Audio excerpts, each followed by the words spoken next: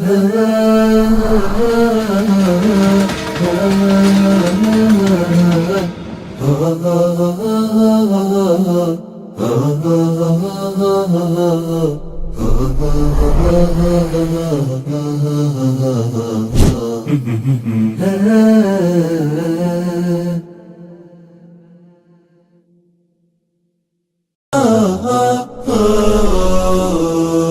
زلت في دفاتري قصيدة، وفي ظلال أعيني كشمعة جديدة، وفي ظلال أعيني كشمعة جديدة. ما زلت مثل وردة الربيع يا وحيدة. إريتريا يا جارة البحر ويا منارة الجنوب،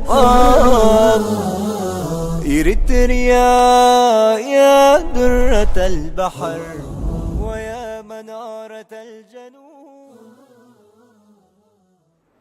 بسم الله الرحمن الرحيم. الحمد لله، الصلاة والسلام على رسول الله وعلى آله وصحبه ومن والاه، أما بعد. قال الله تبارك وتعالى: أعوذ بالله السميع العليم من الشيطان الرجيم. بسم الله الرحمن الرحيم. سبحان الذي أسرى بعبده ليلا من المسجد الحرام إلى المسجد الأقصى الذي باركنا حوله لنريه من آياتنا إنه هو السميع البصير. وآتينا موسى الكتاب وجعلناه هدى لبني إسرائيل ألا تتخذوا من دوني وكيلا ذرية من حملنا مع نوح إنه كان عبدا شكورا. وقضينا إلى بني إسرائيل في الكتاب لتفسدن في الأرض مرتين ولتعلن علوا كبيرا. فإذا جاء وعد أولاهما بعثنا عليكم عبادا لنا أولي بأس شديد فجاسوا خلال الديار وكان وعدا مفعولا.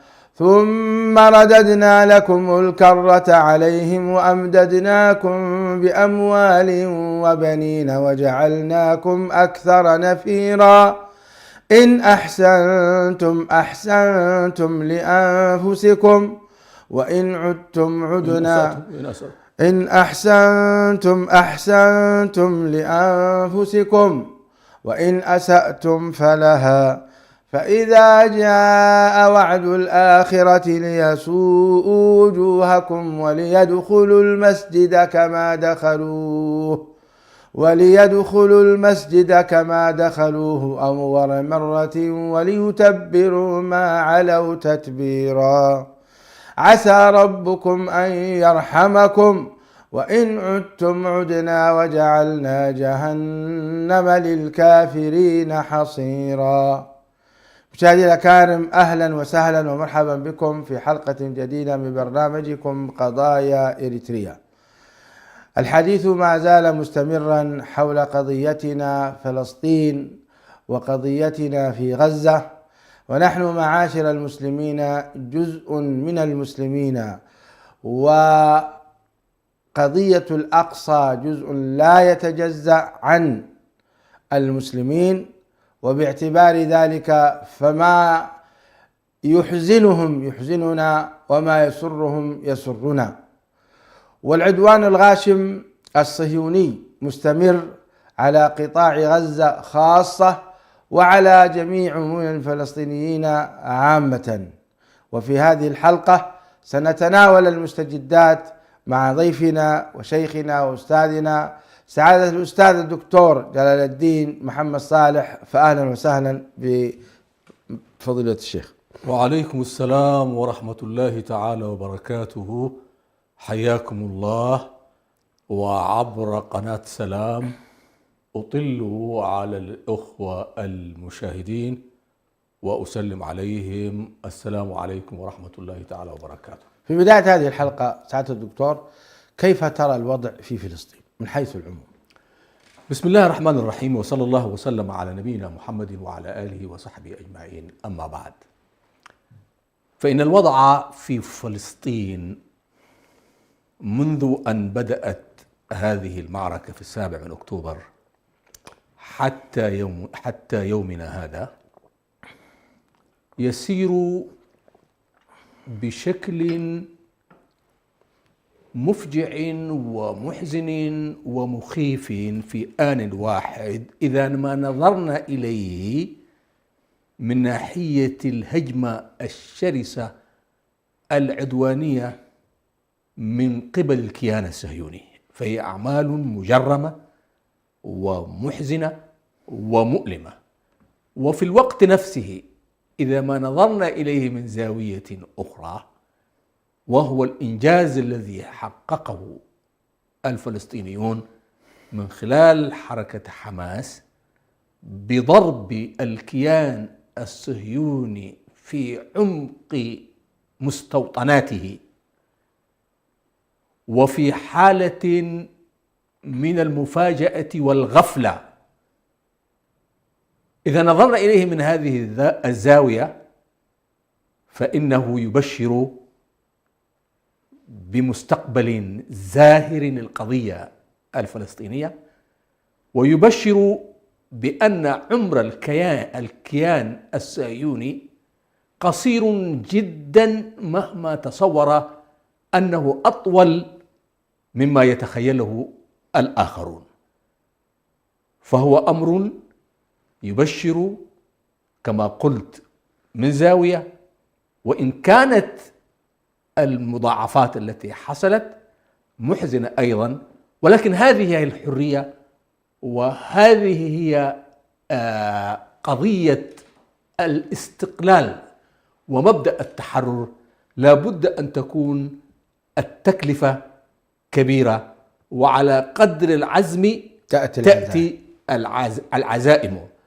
وفي الحديث إن عظم الجزاء مع عظم البلاء. نعم. وإن الله إذا أحب قوما ابتلاهم، فمن رضي فله الرضا ومن سخط فله السخط. قبل قليل قرأنا آيات من سورة الإسراء تبين تاريخ بني إسرائيل. برأيك هل بعد هذا التجبر والعلو سيكون لهم علوا آخر، أو هذه هي المرحلة الأخيرة؟ هذه هي المرحلة الأخيرة من تجبرهم. فالنفرة الأولى كانت عندما جاء الصحابة رضوان الله عليهم وحرروا المسجد الأقصى وتمكن منه الإسلام، ثم أعاد الله الكرة لبني إسرائيل بعد الحروب الصليبية وبعد الاستعمار، فعادوا ثانية إلى أرض فلسطين وحكموها، ويبعث الله إليهم عبادا له أولو بأس شديد، وهؤلاء نحسبهم في قوله عبادا لنا. كلمة عبادا لنا أنهم يعرفون معنى العبودية لله سبحانه وتعالى، متمثلة في الطاعة والانقياد لأوامره والعمل في سبيل تمكين دينه. وهذا ما نشعر به الآن، حيث الحركة الإسلامية في فلسطين هي التي تواجه هذه هي التي تتصدى لهذا العدوان، وهي التي تخوض هذه المعركة. فإذا انهارت دولة الكيان الصهيوني، ولا بد أن تنهار، فإنما تنهار على يد هذه العصبة المؤمنة. نحسب أن حماس هي إحدى هذه القوة المؤمنة التي على يدها ستنهار أو سينهار الكيان الصهيوني. طيب، جاءت طبعا نصوص الكتاب والسنة بأن الحجر والشجر سيشهد على اليهودي سيشهد على اليهودي ويخبر المسلم بأن اليهودي خلفه، تعالى فاقتله. هذا الجو الإيماني القوي العميق، هل تعتقد أنه في هذه الفترة إن شاء الله؟ لا أعتقد في هذه، لأن هذه الفترة هذا سيحدث في اللحظات الأخيرة من الحياة الدنيا، وعند نزول خروج الدجال ونزول وخروج المهدي المنتظر، والمعركة التي تنتظرها كل الأديان، حتى أن النصارى ينتظرونها، وهي معركة هرمجدون. طيب، معنى هذا أنهم سيعودون مرة أخرى إلى فلسطين أو لن يخرجوا من هذه الفترة؟ لا، هم لن يعودوا فيها إذا انهارت هذه دولتهم، ولكنهم يبقون فيها أفرادا، يعيشون فيها أفرادا في ظل الدولة الإسلامية كما كانوا يعيشون فيها من قبل. إذن المقصود به الأفراد وليس المقصود به الكيان الصهيوني. ليس المراد أن تكون هي دولة من دول اليهود بعينها، فقد تكون هنالك قوة أفراد يهود يعيشون في داخل الكيان الإسلامي، يتآمرون على المسلمين ويعيشون في أوساطهم إلى أن يحين ذلك الوقت، فيتحدث فيه الشجر والحجر بأن يخبر أن من وراء يهودي، وهذا يدلك على أنهم كانوا يتخفون، يعني ما كانوا يظهرون على حقيقتهم. جميل. وهذا يعني أنهم سيكونون في حالة الضعف وفي حالة الهوان، ويكشفهم الحجر والشجر. صحيح، يعني ليس بالضرورة سقوط دولة بني صهيون خروج اليهود نهائيا. لا، ليس بالضرورة. سيبقون مواطنين كمواطنين تحت حكم الإسلام والمسلمين. والإسلام سيقر. فحينما يكون هناك حرب عام بين المسلمين والكفار، فسوف يشهد الحجر ضد اليهود. هذا ما أفهمه. جميل. لأن العلو الآن لهم علو. جميل. الآن لهم علو. جميل. سعادة البروف، نرى أمريكا والغرب يقف مع دولة بني صهيون المحتلة جنبا إلى جنب، مع وحشية ما تقوم به ضد الأطفال والنساء، ومع ذلك كله يقفون.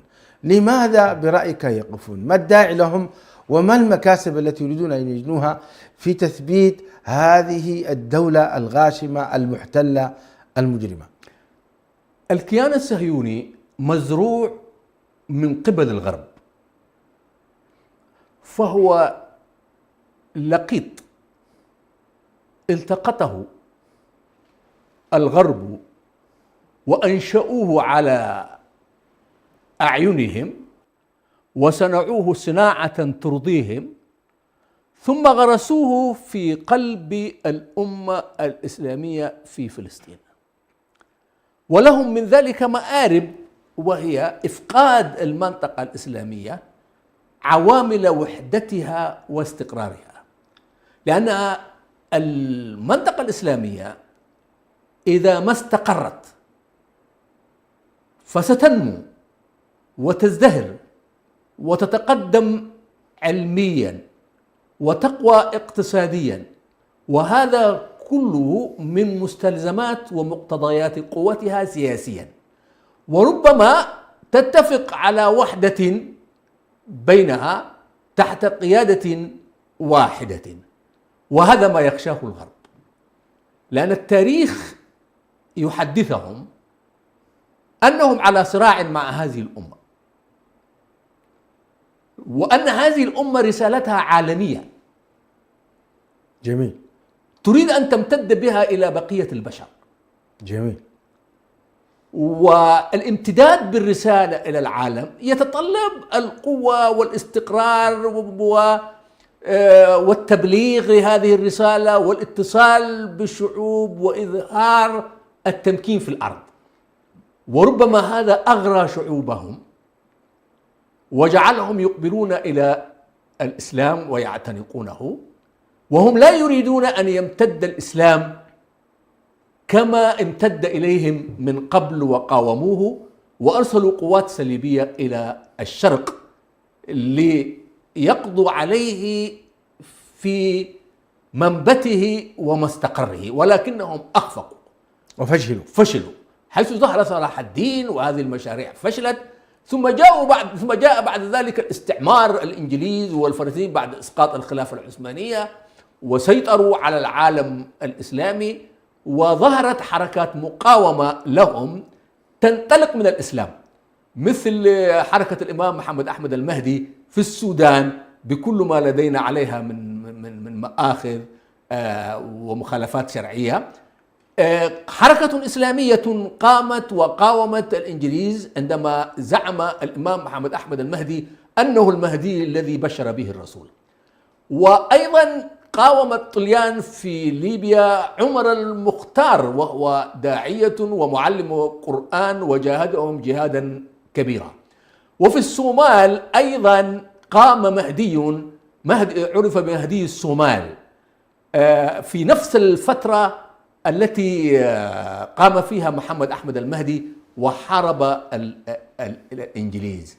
هذه اللي هو أحمد قراي؟ لا، ليس أحمد قراي. أحمد قراي هذا قبله، هذا جاء في عهد الاستعمار البريطاني والفرنسي، عندما كان الإنجليز يقاومون محمد أحمد المهدي في السودان، كانوا أيضا يواجهون مهديا آخر في الصومال زعم أنه المهدي. وأعتقد أن هؤلاء الذين ادعوا أن المهدوية ادعوها من باب التبرك وليس من باب اعتقاد أنهم المهدي المنتظر. أعتقد ذلك يعني، لأنه في نفس اللحظة نجد محمد أحمد المهدي في السودان يعلن أنه المهدي، وفي الوقت ذاته في الصومال نجد مهديا صوماليا يعلن أنه مهدي، وكلهم يتفقون على محاربة الإنجليز. الشاهد في الأمر أن هذه الحركات حركات إسلامية انطلقت من الإسلام في مقاومة الاستعمار. أيضا في شمال أفريقيا كانت جمعية العلماء عبد الحميد بن باديس والبشير الإبراهيمي، وهؤلاء قاوموا الاستعمار الفرنسي، ورفع ابن باديس شعار شعب الجزائر مسلم وإلى العروبة ينتسب، وقاوموا الوجود. وقدموا مليون شهيد. أيوة، وقدموا مليون شهيد. كل هذا ترك لديه أخرجهم من البلاد. فالمهدي قتلوا جوردن الحاكم البريطاني في الخرطوم وأقاموا دولتهم، وهكذا. وعمر المختار أعدم شنق في والجزائريين قاتلوا، وهكذا حركات إسلامية قامت. فهم يخشون أن تنبعث هذه الأمة من جديد، وحتى لا يحدث هذا لا بد أن يزرعوا في وسطها ما يشغلها ويربكها، وهم الصهاينة. طيب، جميل. هذا موقف الغرب تجاه الكيان الصهيوني وتجاه أيضا الحكومات العربية. نريد الآن تعليقكم حول الحكومات العربية والإسلامية وموقفهم تجاه هذا العدوان الصهيوني المجرم. حقيقة الموقف العربي موقف لا يسر الناظرين، وكان المنتظر منهم أن يتصدروا هم مسيرة تحرير المسجد الأقصى، وأن كل الإهانات التي حدثت للمسلمين من خلال عبث الصهاينة في المسجد الأقصى واستفزازهم للأمة كلها، كل هذا كان يدفعهم إلى أن يكونوا هم في مقدمة من ينادي بتحرير المسجد الأقصى. ولكن للأسف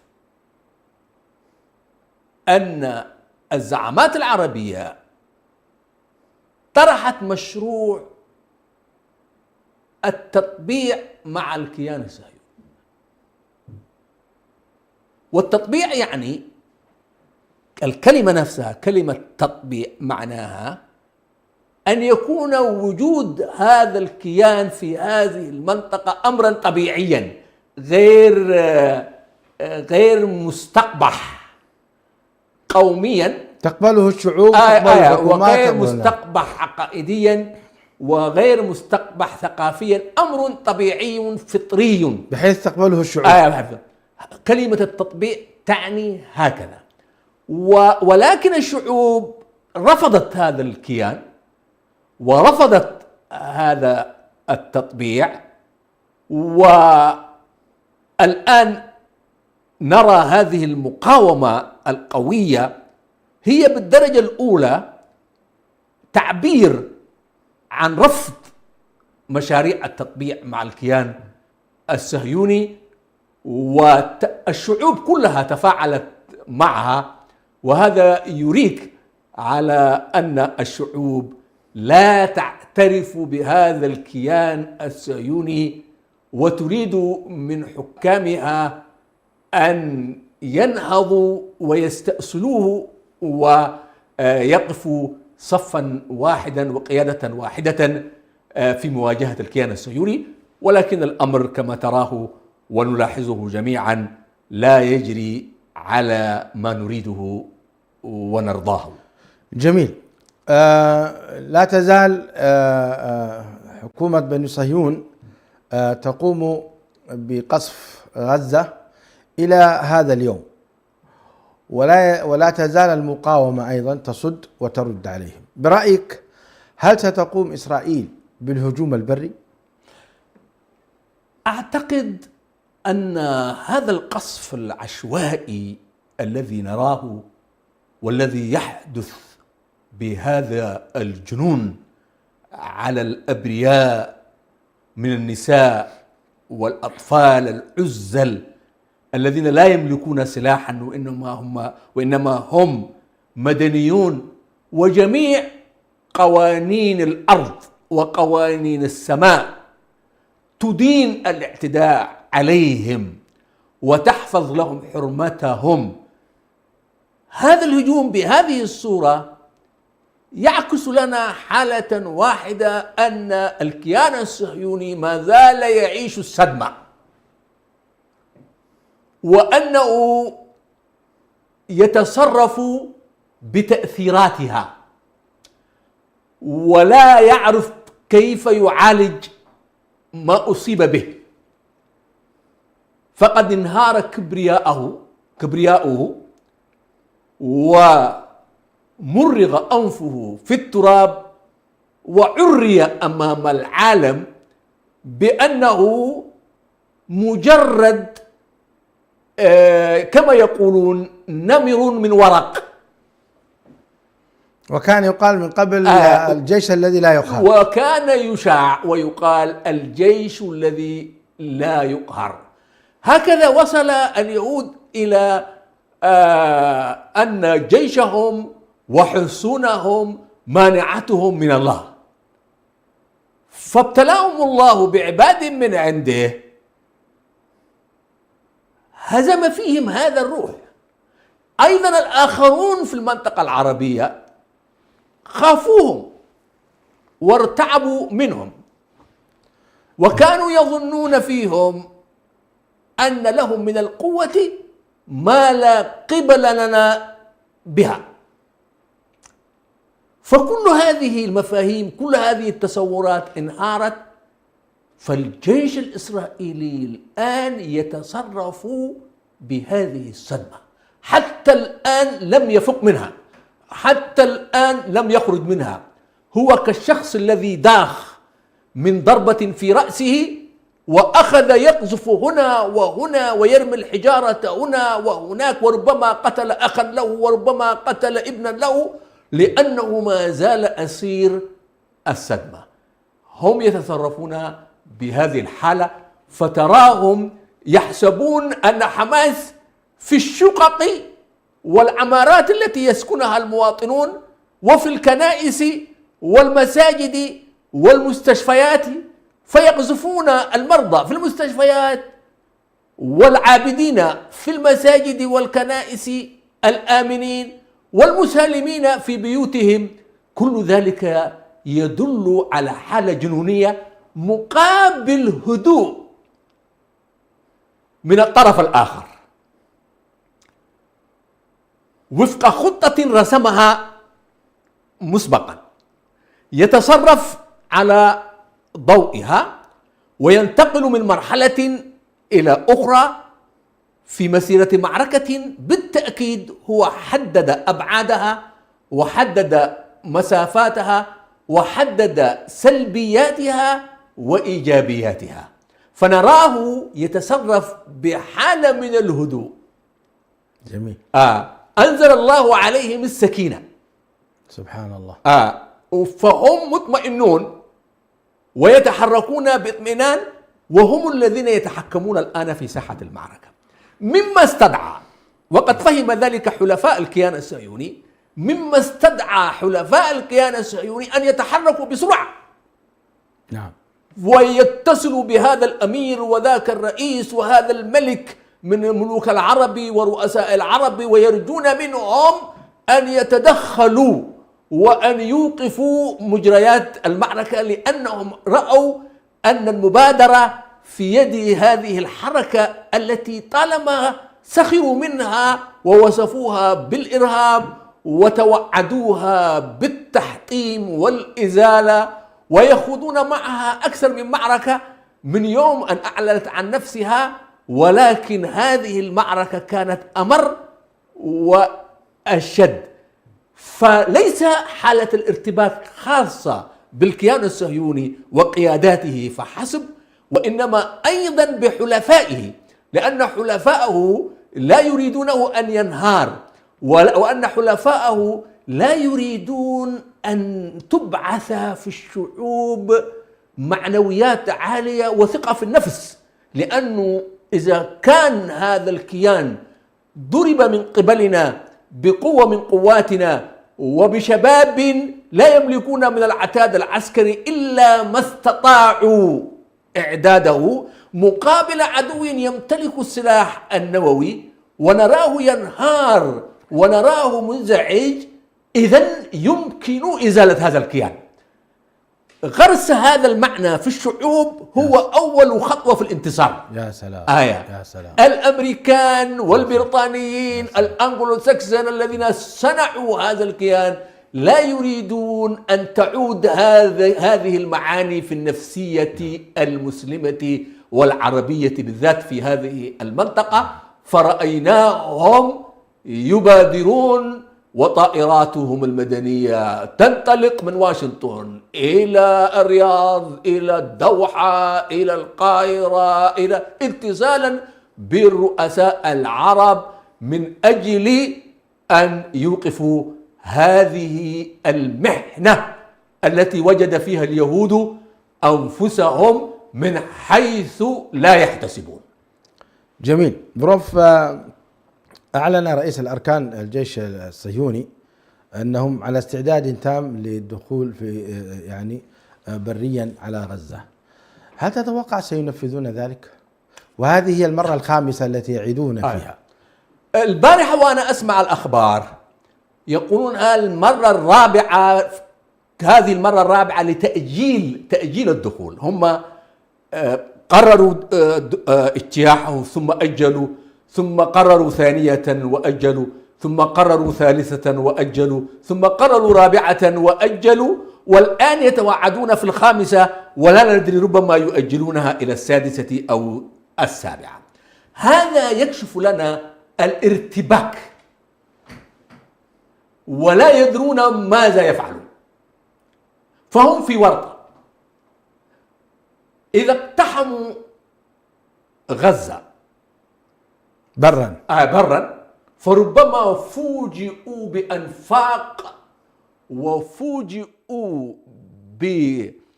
بكتائب فدائية تدمرهم ولا تجعل دخولهم دخولا هنيئا يأكلون فيه ويشربون كما يريدون وكما يودون أن يعبثوا.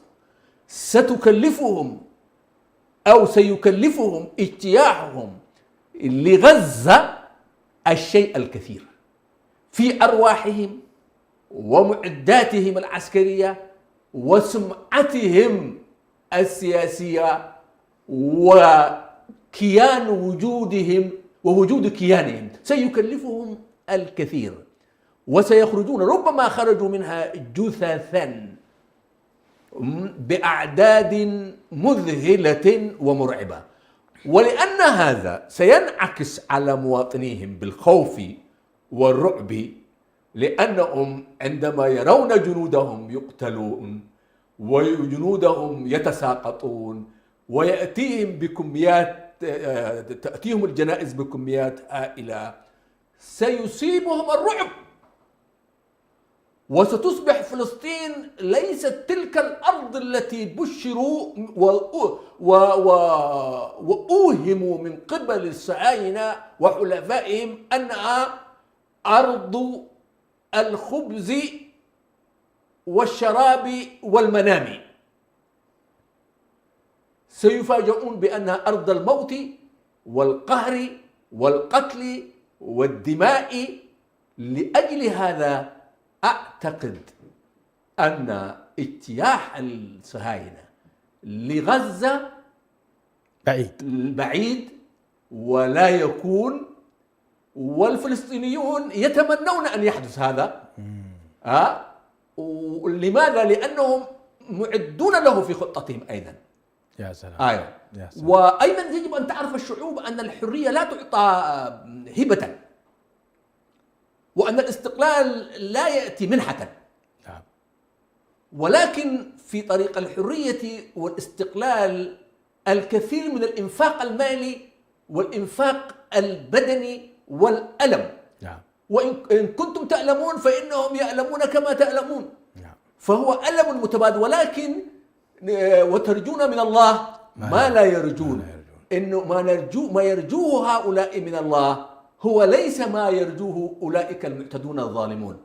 والناس تقول إنه كيف يمكن أن تنفق هذه الأرواح، وكيف يمكن أن يقتل الأطفال والأبرياء. نعم يقتل، وهذا شيء مؤلم، ولكن هذه طبيعة المعركة.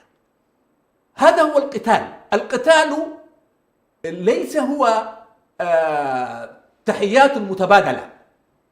القتال هو دماء مراقة وأسلحة فتاكة، وهو شاق. كتب عليكم القتال وهو كره لكم، وعسى أن تكرهوا شيئا وهو خير لكم، وعسى أن تحبوا شيئا وهو شر لكم، والله يعلم وأنتم لا تعلمون. والقتل هو القتل، سواء كان في 10 أشخاص أو في 5 أشخاص أو في 100 أو في 1000. هو القتل، هو الموت، موت هو. والفلسطينيون يعلمون ذلك، ولأن يعيشوا أحرارا يقاتلون بسواعدهم ويموتون وهم في الخنادق خير لهم من أن يعيشوا مهانين تغتصب أراضيهم وتذل رقابهم وتنهب ثرواتهم وينتهك أعراضهم وهم عايشون هكذا، يرون ويبصرون. كل ما يفعلونه أن يذهبوا إلى المسجد فيصلون ويركعون، ثم يعودون إلى بيوتهم ويرون من المكروه ما هو كل سيء. هذا الذي كنت أريد أن أسألك عنه أيضا. في ظل هذا العدوان الغاشم وتساقط الأسلحة وتساقط الصواريخ والمفجرات على قطاع غزة، إلا أننا لم نسمع ولم نرى أي انزعاج من المقاومة، أقصد من الشعب الفلسطيني في غزة ضد المقاومة. برأيك هل وقفت على شيء من هذا؟ كيف معنويات الشعب الفلسطيني في غزة وما موقفهم تجاه المقاومة؟ نحن من خلال الإعلام الذي نراه أن الرجل منهم يحمل رضيعه وهو ميت ويتوعد الصهاينة. يا سلام.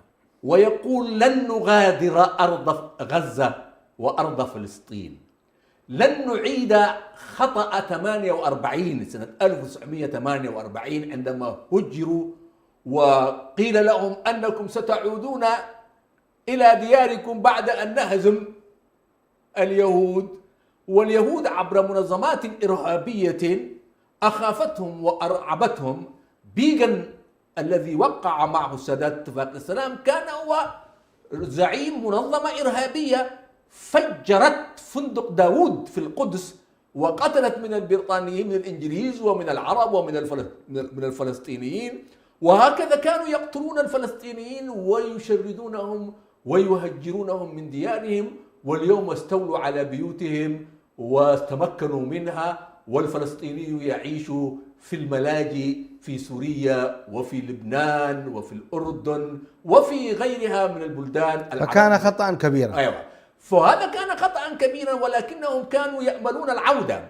سنة 1948 استفادوا منه الآن، الأجيال الجديدة استفادت وحرصت على أن لا تكرر خطأ الآباء، فإنها أبدا لن تغادر غزة أنها ستموت في غزة. هذا ما أعلنوا. نعم، جميل. كما أننا سنعيش على غزة أحياء سنموت فيها وندفن في ترابها أمواتا. يا سلام. ولن نمكن منها اليهود. هذه الروح جعلتهم يقفون مع أبنائهم، وأبناؤهم يظهر لي والله أعلم قاموا أيضا بتربية إيمانية. التربية الإيمانية من خلال الموعظة، من خلال مناهج التعليم، من خلال العمل الإعلامي التعبوي ربوا الشعب، شعب غزة، بأنكم في ثغرة من ثغور الإسلام لا يؤتين الإسلام من قبلكم. يا سلام. وهزيمتكم هي هزيمة للأمة. أي والله. وكسر لها، وثباتكم ثبات للأمة وإنهاض لها وتشجيع لها. ولهذا نرى المواطن الفلسطيني في غزة ثابتا صامدا يتحدى الكيان الصهيوني بكل ما يملك من عتاد عسكري، وليس فقط الكيان الصهيوني، وإنما يتحدى أمريكا ويتحدى البريطانيين ويتحدى كل من يدعم الكيان الصهيوني. ما معنى أن يأتي رئيس وزراء بريطانيا إلى إسرائيل، إلى الكيان الصهيوني، ويطمئنه؟ معنى ذلك أن الأمر جلل، وأن الأمر عظيم، وأن الكيان في خطر، وأنهم يواجهون الآن عصبة مؤمنة بعقيدة لا يمكن أن يصمدوا أمامها، وليسوا هم أولئك الذين واجهوهم في الستينات من الكيانات اليسارية والماركسية الشيوعية والقومية، والتي قاتلت تحت رايات عمية وعصبيات فهزمت وانكسرت. أما هؤلاء فإنهم يقاتلون تحت وسايا أبي بكر رضي الله عنه، عندما أرسلهم قائدهم أركان الحرب وقال لهم: لا تقتلوا سبيا، ولا تقتلوا شيخا هرما، ولا راهبا في صومعته، ولا امرأة، ولا عابدا. هذه القيم وهذه المعاني التي بها يقاتل هؤلاء المقاتلون حري أهلها أن ينتصروا، ولن يخيب الله رجاءهم. لهذا لا نستغرب أبدا من أن نرى الفلسطيني امرأة أو طفلا أو شابا أو شيخا هرما وهو يقول: لن نغادر غزة، وسيروا أبناءنا في رعاية الله، والله لو سلكتم بنا هذا الوادي لنسلكنه معكم. هذه معنويات. هذه المعنويات أخي الشيخ برهان عندما يسمعها المواطن العربي أيضا والمسلم في المنطقة تنعكس عليه هو أيضا، يعني تنعكس عليه. وإذا ما وجد طريقا للانطلاق إلى فلسطين فسينطلق. نعم، جماهير وملايين البشر سينطلق وسينفق من ماله في شراء سلاحه كما يفعل ذلك الجيل الأول. إذن هي معاني عظيمة. طيب، فصائل الفلسطينية موقفها الآن برأيك كيف ترى؟ يعني الآن حماس أقدمت على هذه الخطوة في 7 أكتوبر وحصل ما حصل، وهناك طبعا لقاء لرئيس حركة حماس في الخارج أو رئيس المكتب السياسي أبو الوليد الأستاذ المجاهد خالد مشعل وله آراء، لكن أريد قبل أن أقرأ عليك ما قاله أريد رأيك أنت في موقف الفصائل الأخرى في هذه المعركة.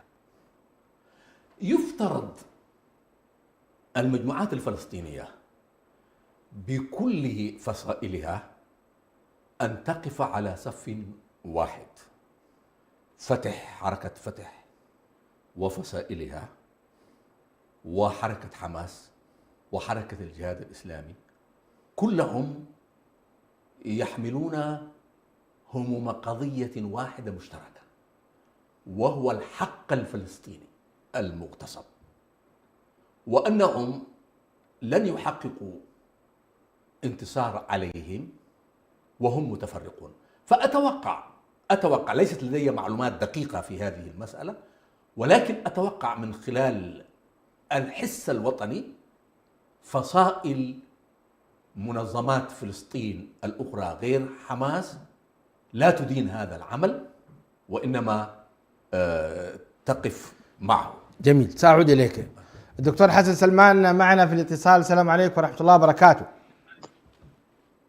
وعليكم السلام ورحمة الله وبركاته، والتحية لك وللبروف دكتور جلال الدين محمد صالح ولمشاهديك الأعزاء.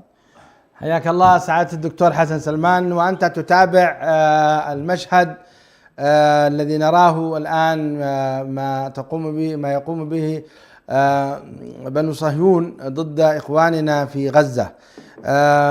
نطرح عليك بعض الأسئلة فيما يتعلق بالموقف الإريتري أو النظام الإريتري في هذا، هل له موقف في هذا المجال؟ وكذلك أيضا الأحزاب السياسية المعارضة للنظام الإريتري هل لها موقف في هذا الشأن؟ بسم الله الرحمن الرحيم، الحمد لله رب العالمين، والصلاة والسلام على رسول الله الأمين وعلى آله وصحبه أجمعين.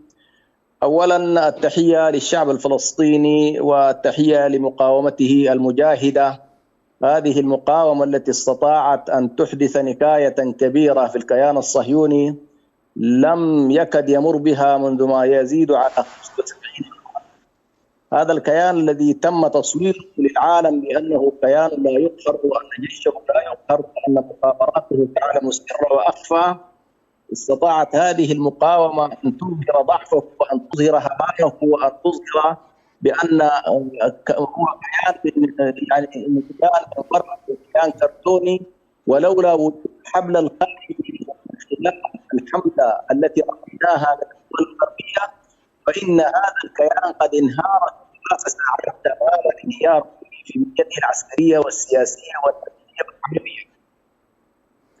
أما بالنسبة للموقف الأريتري فحقيقة حتى الآن لم يظهر لي موقف واضح من النظام القائم في أسمرة، لم أطلع على موقفه بشكل واضح. وأما بالنسبة للمقاومة الأريترية الممثلة خاصة في المجلس الوطني الأريتري أعلن بصورة واضحة انحيازه لحق الشعب الفلسطيني وانحيازه كذلك لهذا الشعب المظلوم ولمقاومته الباسلة وأدان الانتهاكات التي قامت بها الحكومة وقام بها الكيان الصهيوني، وخاصة بعد المجزرة التي أدانها العالم كله. وقد كان موقف المعارضة والمقاومة الإريترية منسجما تقريبا مع الشعوب الحرة في العالم، حيث انحاز بصورة واضحة لحق الشعب الفلسطيني في المقاومة ورفض كذلك المجلس الوطني للانتهاكات التي تحصل للشعب الفلسطيني. طيب جميل. بالنسبة لعموم الناس حقيقة كما هو معروف للأسف الشديد فهنالك بعض القوى للأسف الشديد تنطلق من منطلقات طائفية حاولت أن تنحاز للرواية والسردية الإسرائيلية أكثر مما تنحاز للمظلوم الفلسطيني، وهذه بطبيعة الحال في تقديري لا تعبر عن المجموع الكلي للشعب الإريتري الذي هو يعرف تماما ما هو الاحتلال ويعرف ما معنى أضرار الاحتلال، ومر تماما بهذه المرحلة التي كان يعني يستفيد فيها هيلة سلاس تاريخيا كما هو معروف. كلما ضرب الكيان الصهيوني الفلسطينيين وانشغل عالم بالقضية الفلسطينية كان هيلة سلاس يضرب في قرانا ويحرق في قرانا، وبالتالي الشعب الإريتري يعرف تماما ما هو الاحتلال. جميل. طيب دكتور حسن سلمان رئيس المكتب السياسي في حركة حماس إسماعيل هنية يقول: فشلت الولايات المتحدة في تحييد الساحات الأخرى والتصعيد متواصل على حدود شمال فلسطين، وهذا يؤكد على أن استمرارية العدوان سوف يفجر كل المعادلات والخطط. كما يقول أيضا: هذا الانتصار الذي حسم في الساعات الأولى من المعركة يتبعه بداية الانكسار والاستثمار السياسي لشعبنا ولقضيتنا. تعليقكم على هذا الأمر وماذا يقصد إسماعيل هنية؟ عموما أنا أتفق مع ما قاله رئيس المكتب السياسي السيد إسماعيل هنية في أن كما يقال الحروب أحيانا قد تستطيع أن تحدد بدايتها لكن لا تستطيع أن تحدد النهايات والمآلات.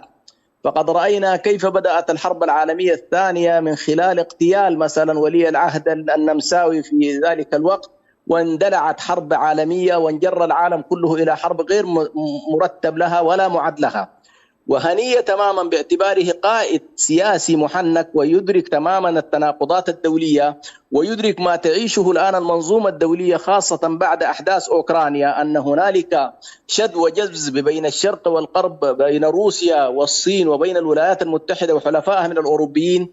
فهو يدرك أن هذه الحرب متى ما تدحرجت ودخلت تقريبا القوات الصهيونية إلى قطاع غزة فإنها لن تكون نزهة ولن تكون بعد ذلك ضبط للساحات كما يقال.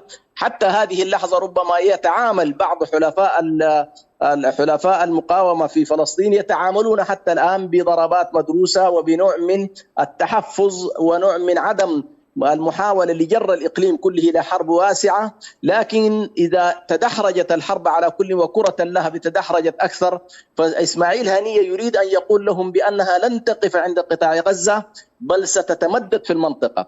والتمدد في المنطقة يشير إليه هنية بصورة واضحة بأن قواعدكم العسكرية المتواجدة من أقصى اليمن إلى أقصى العراق فإنها كلها ستكون ساحة استهداف لكثير من الناس، حتى ربما لأفراد غير موجهين وغير منضبطين ولا لقوة يمكن الضبط والسيطرة عليها. فأنت أمام 400 مليون عربي كلهم في حنق وكلهم في مرارة وكلهم يشعرون بالظلم الذي تمر به القضية الفلسطينية. فأنت في حالة غليان كبير جدا، وبالتالي يريد أن يقول للولايات المتحدة الأمريكية إنك بهذا الهيجان وهذا التصعيد وهذا الوقوف الظالم مع الكيان الصهيوني إنما ستشعرين المنطقة كلها وليس قطاع غزة بطبيعة الحال. الدكتور حسن سلمان الباحث السياسي بالشؤون الأفريقية والعالمية، كنت معنا من إسطنبول، شكرا لك. دكتور حسن سلمان، سمعت مقاله وتعليقهم، هل لك تعليق على ذلك؟ نعم، أنا ما قاله الدكتور حسن سلمان هو يعبر عن الواقع الجاري حاليا والتوقعات المستقبلية، وأنه كما قال فعلا أن الحرب إذا خرجت عن ما هي عليه الآن وتوسعت أكثر فإن ضررها سيكون أكبر من نفعها، وأن ضررها لن يختصر ويقتصر على المنطقة وإنما سيشمل غيرها، حتى الأمريكان والبريطانيين وسيتضررون منها وتتضرر مصالحهم. وعليه أراد هنية أن ينبههم إلى خطورة اللعب بالنار، فإن النار إذا ما توسعت دائرتها فلا تميز بين العدو والصديق، وإنما تندلع في كل الأطراف ولن يكونوا هم بمنأى ومنجى منها. هذه الرسالة هي التي أراد أن يوصلها. جميل. أيضا قامت قناة العربية في لقاء خاص للمجاهد خالد مشعل رئيس المكتب السياسي، وطرحت عليه مجموعة من الأسئلة مفادها: هل حركة حماس درست هذا الموضوع قبل أن تقدم على هذه العملية العسكرية؟ موازين القوة أيضا تختلف، فهل كان في استراتيجيتها ذلك؟ كذلك كيف تريد حماس من الدول الإسلامية والعربية أنها تشارك معهم في هذا في صد عدوان الصهيوني، وحماس لم تستشيرهم أيضا حماس لم تستشر كذلك الفصائل الأخرى. فمجموعة من الأسئلة طرحت على خالد مشعل. أنا أنصح المشاهدين بمشاهدة هذا اللقاء القوي الحقيقة والرد الجميل القوي من أبو الوليد. فيعني سأقرأ بعض ما قاله ثم تعلق سعادة البروف ونختم. قال هناك، يعني خالد مشعل يرد: هناك قيادات فلسطينية جربت السلام والمفاوضات والنتيجة كانت لا شيء، سواء مع حزب العمل أو حزب الليكود، ونحن نمارس خيارنا المقاوم ولا يمكن لأحد أن يلومنا. ويقول: خيار المقاومة أثبت جدارته حيث حررت سيناء وجنوب لبنان، أو حررت سيناء وجنوب لبنان وغزة من الاحتلال، بينما المفاوضات لم تأتي بشيء بل أدت إلى مقتل الرئيس الراحل أبو عمار. المجتمع الدولي لا ينصرنا ولا يطبق القرارات الدولية، ولذلك من حق شعبنا أن يقاوم الاحتلال. وقال أيضا: قلت للسيد أبو مازن أنه إذا كان ليس من حقنا أن ننفرد بقرار الحرب فليس من حقه أن ينفرد بالقرار السياسي، وطالبناه كثيرا بتشكيل قيادة موحدة للشعب الفلسطيني. ويقول مشعل: ما جرى في 7 أكتوبر حام الأقصى وزلزل الكيان الصهيوني وأحيا الأمل في الأمة لهزيمة الكيان وأفقده هيبته وهب زعماء الغرب لحمايتها. تعليقكم ونختم. نعم، هذه الإنجازات التي ذكرها خالد مشعل في النهاية التي حققتها 7 أكتوبر من خلال هجومها على الكيان الصهيوني فعلا قد تحدثنا فيها، وهو إنجاز كبير جدا. ولكن أعود فأقول في السؤال الذي طرح من قناة العربية، نعم، أو أي قناة أخرى، في نظري هو سؤال غير منطقي وغير وارد، والمفروض لا يطرح. لماذا؟ لأن هنالك مساران في المنطقة: مسار المقاومة ومسار التطبيع. فكيف يمكن لمسار المقاومة أن يستشير مسار التطبيع؟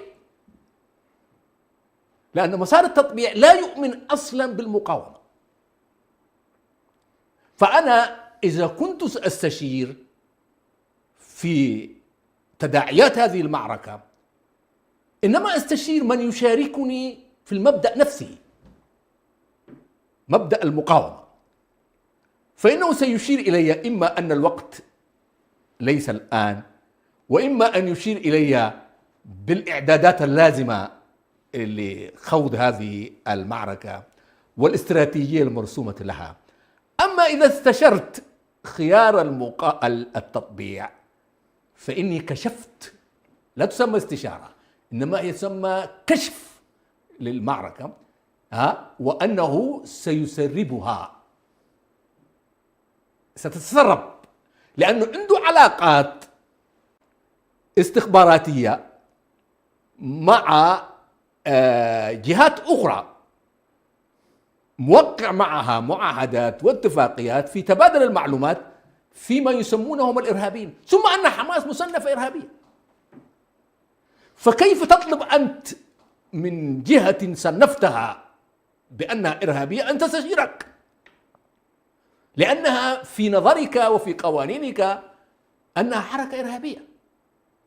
فالسؤال من هذه الزاوية أراه سؤالا غير منطقي وغير وارد أصلا، والمفروض لا يطرح ولا يسأل.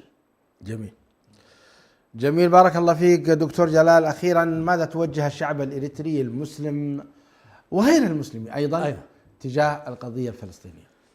الشعب الإريتري بكل أعراقه ومعتقداته شعب ناضل 30 عاما ويعرف معنى النضال وتضحيات النضال، وكيف أن قرى بأكملها أحرقت من 61 ومدن دمرت بالطيران بصورة أشبه بما يفعله الكيان الصهيوني بالفلسطينيين، بل وأن الموساد كانت تشارك في تدمير الشعب الإريتري، وأن قوى عسكرية مدربة من قبل الصهاينة كانت في الجيش الإثيوبي عرفت بقوة الكماندو وكانت تقتل المواطن الإريتري. الشعب الإريتري يعرف كل هذه المعاني النضالية المريرة، ومن يعرف النضال ومراراته وتضحياته لا يستغرب من الذي يحدث في فلسطين. الذين يستنكرون ويرون الموت هم ما قاتلوا أصلا، أعطيت لهم الحرية هكذا، الاستعمار خرج منهم وأعطاهم. أما الشعوب التي دفعت الثمن فإنها لا ترى ذلك كبيرا. جنوب أفريقيا كيف في مظاهرات الشعب ضحى. على كل أقول الشعب الإريتري الذي عرف النضال بكل فصائله ومعتقداته وأعراقه يجب عليه أن يقف مع من يطلب الحرية، يجب عليه أن يقف مع المظلوم، يجب عليه أن يقف مع المضطهد. والعدالة لا تتجزأ والحق لا تتجزأ. إن الحرية التي تريدها لنفسك أنت عليك أن تقر بها للآخرين المظلومين، وعليه أدعوه إلى أن يوحد موقفه. ولا عبرة بأولئك الشاذين الذين أشار إليهم الدكتور حسن سلمان، الذين انحازوا لحسابات طائفية إلى الكيان الصهيوني، وهو كيان مزروع مغتصب في المنطقة ويعرفونه ذلك. وإذا كانوا لا يعرفون فعليهم أن يقرأوا التاريخ، وعليهم أن يثقفوا أنفسهم من أجل أن يقفوا مواقف مشرفة مع الإنسانية كلها ومع قضية شعبهم. وعلى الوطن والقيادة الإريترية الموجودة، بالرغم من أنها ليست قيادة شرعية والرئيس غير المنتخب في إريتريا، كان يفترض أن يكون لها موقف إيجابي من النضال الفلسطيني. مشاهدينا الأكارم، كنا في حديث ماتع حول قضايا إريتريا وبشأن معركة 7 أكتوبر وما يقوم به المجاهدين في غزة. نؤكد تضامننا ووقوفنا معهم، ونرفض الكيان الصهيوني المحتل في أرض فلسطين، وندعو جميع شعبنا الإريتري للوقوف مع الشعب الفلسطيني جنبا إلى جنب بالمال والنفس والغالي والنفيس. باسمكم جميعا نتقدم بالشكر الجزيل لفضيلة الدكتور جلال الدين محمد صالح على هذا اللقاء الماتع، والشكر موصول لكم مشاهدينا الأكارم. حتى ألقاكم في الأسبوع القادم، يستودعكم الله الذي لا تضيع ودائعه، والسلام عليكم ورحمة الله وبركاته. وعليكم السلام. إريتريا يا جارة البحر ويا منارة الجنوب، إريتريا يا درة البحر ويا منارة الجنوب. من أجل